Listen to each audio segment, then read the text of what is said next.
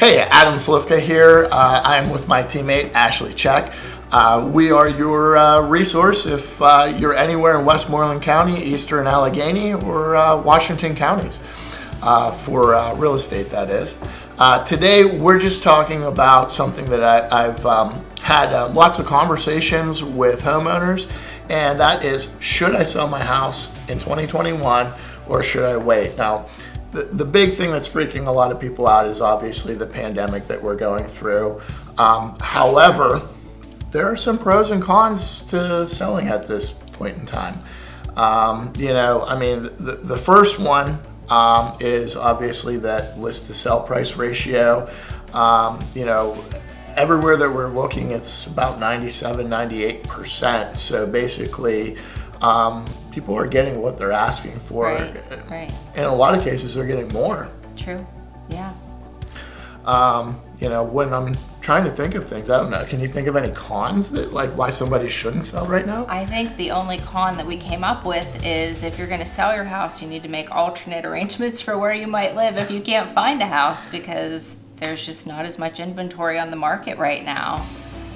Yeah, super And they're true. going fast, so the days on the market are short and sweet. Yeah, I guess that's another pro of selling now. You're not putting your house on the market and you're like, oh my God, when's it gonna sell? Right. Basically, you put it on, a few days later, your realtor is calling you to ask which offer you want. Yeah. So short. The other thing that I think is kind of creating all this is kind of like you said, is the problem on the buy side is that there's low inventory, but when we look at, economics, supply and demand, we are at about 1/5 of the inventory of a balanced market. So for anybody out there that has no idea what that means basically we would need about 5 times as many homes to be listed today than there currently are to balance the market out between buyers and sellers. When I try to analyze it a little bit deeper, sometimes I'm like, is it, if I'm going to sell today, am I also going to overpay when I buy my next house? Right.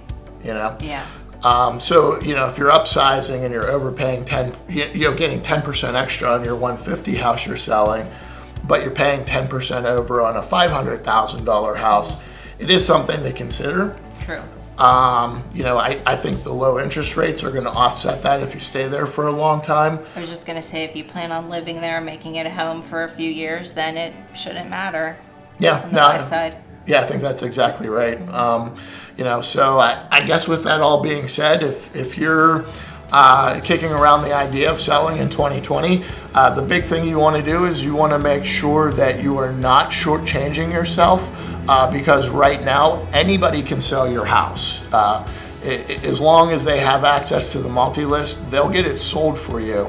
But what you want to make sure is that you're working with a very skilled realtor who's going to make sure that you maximize your dollars to truly take advantage of what's going on right now. Last year, my team and I, we were number 3 by sales volume in Westmoreland County.